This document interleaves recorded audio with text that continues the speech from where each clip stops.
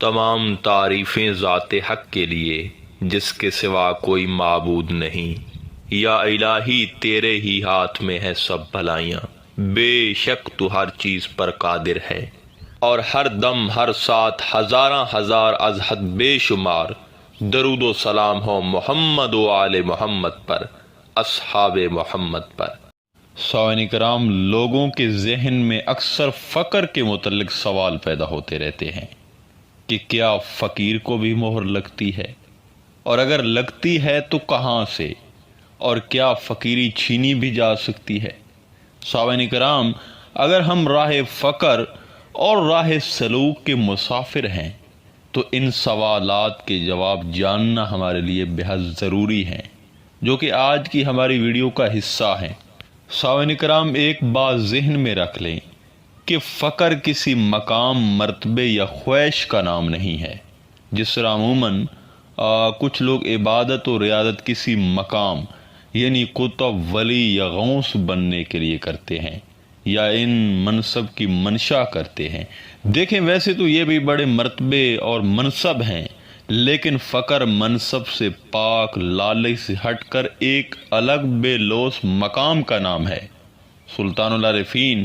حضرت سخی سلطان باہو رضی اللہ تعالیٰ عنہ فرماتے ہیں، غوث کتب ہے نورے اریرے،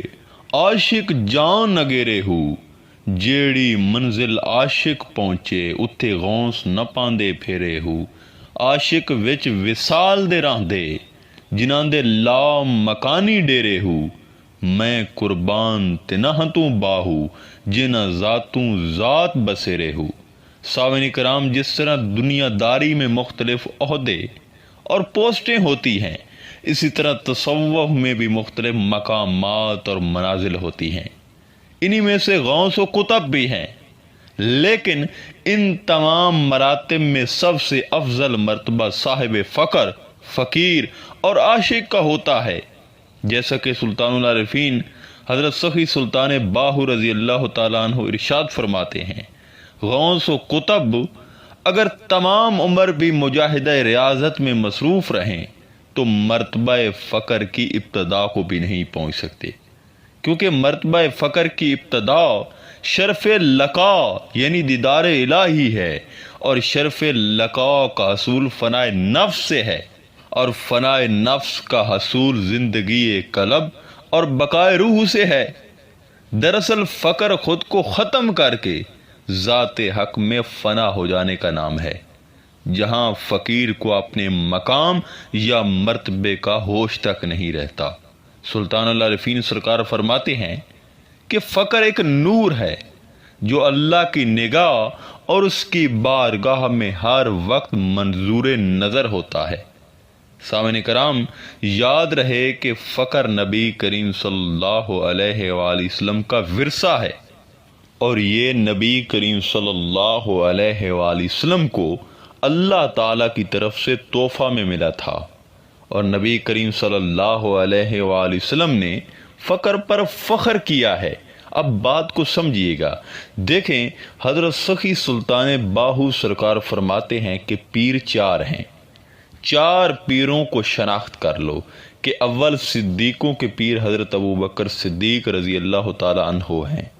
دوم عادلوں کے پیر حضرت عمر بن خطاب رضی اللہ تعالی عنہ ہیں، تیسرے اہل حیا کے پیر حضرت عثمان غنی ہیں، اور فقراء کے پیر مولا کائنات مولا علی علیہ السلام ہیں۔ آپ فارسی میں فرماتے ہیں، صدیق صدق او عدل عمر و پر حیا عثمان بود،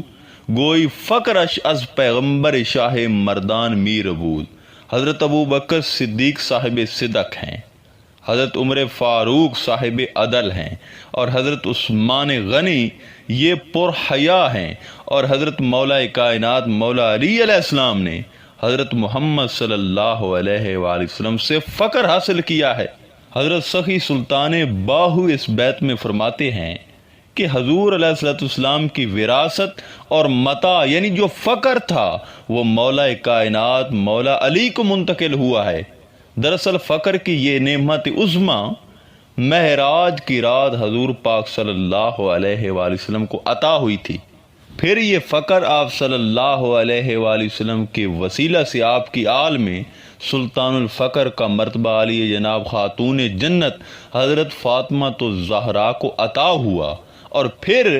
باب فقر حضرت مولا علی کو خرفہ فقر پہنا دیا گیا، یعنی وہاں سے مولا علی کو یہ امانت منتقل ہوئی۔ پھر آپ نے اپنی اولاد پاک حسنین کریمین کو بھی عطا کیا۔ لہٰذا جب کوئی انسان فقر کا مسافر بنتا ہے اور فقر کے اندر جو قوانین ہوتے ہیں ان پر عمل پیرا ہوتا ہے، تو یاد رکھ لیں فقیری کی یا ولایت کی مہر اس پر مولا کائنات مولا علی لگاتے ہیں، کیونکہ آپ فقر کے وارث ہیں، کیونکہ یہ نبی کریم صلی اللہ علیہ وسلم کے باطنی و فقر کے جانشین بھی ہیں۔ لہذا انسان جب اس راہ پر سفر کرتا ہے تو سب سے پہلے انسان کے باطن میں، انسان کے قلب میں دیکھا جاتا ہے کہ کیا اس شخص کے اندر مولا کائنات مولا علی کا عشق ہے یا نہیں۔ اور اگر انسان بے شک دل میں کروڑوں بار ذکر کرتا ہے، نمازیں پڑھتا ہے، مگر اس کا سینہ محبت علی سے خالی ہے، تو پھر سمجھ لو کہ وہ ولایت یا فقر کی خوشبو تک سے محروم رہے گا۔ لہذا کوئی ولی، کوئی فقیر اس وقت تک مرتبہ ولایت و فقر تک نہیں پہنچ سکتا جب تک کہ اس کی ولایت کو سیدہ کائنات حضرت فاطمہ تو زہرا کی توصیف نہیں ملتی، اور کوئی ولی یا فقیر اس وقت تک شان ولایت شان فقر تک نہیں پہنچ پاتا جب تک کہ شیر خدا مولا علی اس پر مہر نہیں لگاتے، کیونکہ وہی فاتح الولایت اور امام ولایت ہیں۔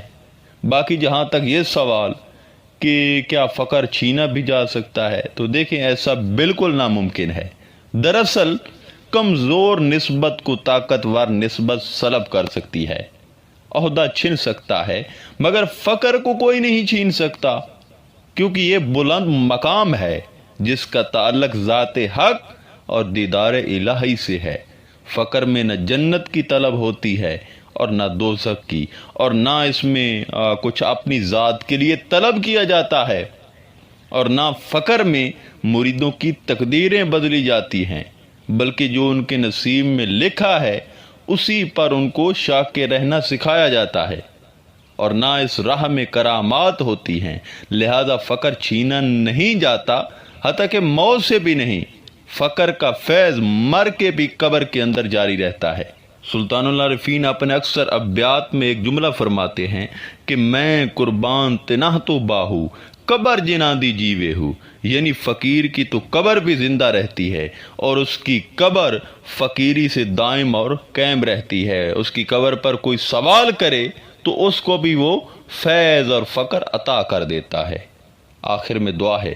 کہ اللہ تعالی ہم سب کو فقر پر چلنے کی توفیق عطا فرمائے۔ انشاءاللہ تعالی ملتے ہیں ایک نئے موضوع میں، تب تک اللہ نگہبان۔